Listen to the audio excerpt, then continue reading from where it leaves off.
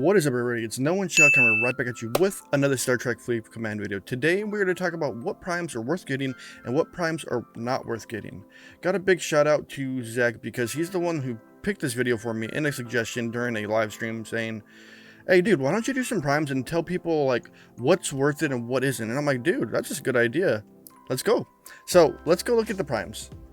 So let's start with the combat ones. This is the second time taping this. Hopefully my audio comes out better than my last one. So let's look at the first one. We got prime damage, prime hull, and prime shields. So prime damage, prime hull, and prime shields you can get with G3s. Technically, you could wait later in the game and get those for free, or you can actually spend the money and actually get them. They're worth it in the long run, but they're not worth it. Well, they're worth it in the short time, but not in the long run, in my opinion. But they are worth getting. And if I remember, prime damage is $10, and these were 20 a piece, so they're not really that expensive compared to like the higher end primes. So let's look at the next one. So we got prime defense and prime piercing. Prime defense is garbage. Don't waste your money on it. It's not worth getting. It doesn't work.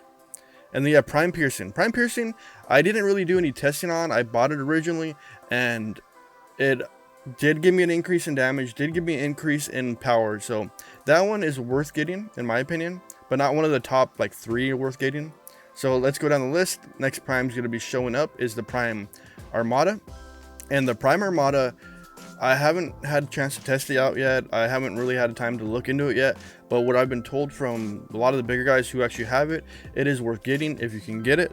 It's $100, so, and it gives you about 400 million steel and the G5 mats to get it, since this is a G5 mat right here, and it gives you 400 dill. You're spending 250, you get 150 million profit, so that's not bad for that $100 pack. And then we go down to station. So originally I said my pre-recording this one wasn't worth it, but it's worth it for your lower levels from like 1 to 20, and after 20 it's not worth it. It's just that little gap of where you can use it, and after that your generators don't produce enough materials to keep you going, unlike at lower levels. So I do believe generators need to be fixed. Next one, we have prime build speed and prime research speed. Those are required if you're in the long haul of the game.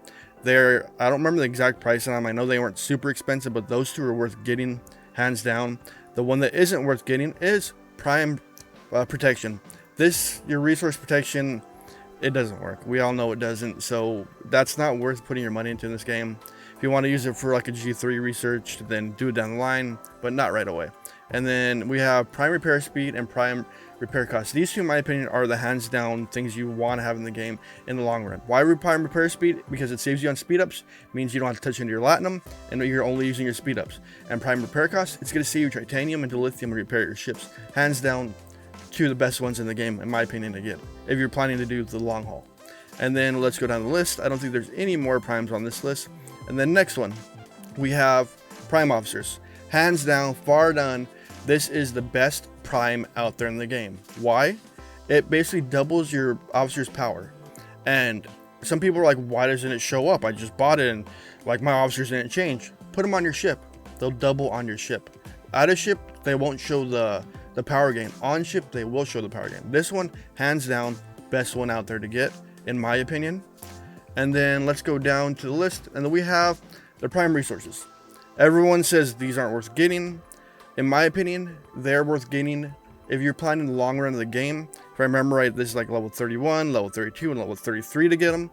The two I prefer to get, and I got, was the prime crystal and prime gas, is because you get gas. You need gas and crystal. Those are your two like hardest hitting things in the game to get, and in my opinion, those are the ones that are needed to get in the game. And prime ore, there's a plentiful on ore, so it's not worth it unless you just want the you want the ore in a package, or not the ore, but the if you want the dill in a package, then it's worth it, because I know it gives like 150 million if I remember right. It's been a quick minute since I looked into it. Those are the two. So these are worth getting in the long run. Prime officers are worth getting in the long run. So my wrap up for this video is prime officers is worth getting. Prime repair speed and repair cost are worth getting. And you have the prime crystal and gas. Those are the worth getting out of all the primes. Prime armada if you can get it, but that's only ops 42 to get, or 41 to get it, and it costs I'll show you what it costs, the price. So let's go to the prime. The only prime I have in here which is this one right here. And this is the Prime Armada, which gives me 58k in dill, 1000 G5 gas, 102 G3 gas. I don't know why it's giving G3. And then we have the G3 right there. You know what's weird? This pack doesn't give any G4s for it being a G4 Prime. That's the weird one. But the pack sure does give me 400 million in dilithium, which is nice. Got 120 days worth of repair, or 120 days worth of 1 days. That's not bad. This pack is not horrible, but it shouldn't have G3 in it for it being a G4 like pack. Alright guys, remember down below is my let's stop that. Don't forget to hit the like, the subscribe, that bell notification to when I go live. Below that is my Discord. Come join my Discord. Below that is my donation link. If you want to donate, it's down there. You don't have to. I love you anyways. If you don't, because you watch my goofy mug on YouTube. And below that is my Amazon wishlist. You guys can look into it. You guys don't have to. And below that is my merch store, which I think Britan's working on a little more. It's under that Teespring link. And below that is the join icon. So if you hit that join button, you become a member, either 2, 5, 10 or $20 a month, depending on if you want to help out the channel. You get a green highlight in YouTube chat, a green highlight in Discord, and a special members only room on my Discord. But as long as you have your YouTube connected to your Discord, and by doing that in Discord, you just go to Discord, you go to settings, connections, and then tie your YouTube in. You don't have to show the YouTube in there, but you can unclick it and still it'll work. And then one of my members reminded me of one of my old sayings, which I need to get back to saying, which still is one of the things that I truly stand by. If you're feeling any negative emotion towards the game, any sadness, any anger, anything negative in the game, just take a break, put your shield up, bubble up, and take a break and get off the game. Because the game's not worth any negative emotion. It's not worth any of that negativity that gets caused by it. We're here to play the game and have fun, not be mad at it, not get frustrated at people. People like to do that to other people, but it's not worth your time. We're all better than that. So just take a break sometimes. We all need it. Remember guys, peace out and have a wonderful day.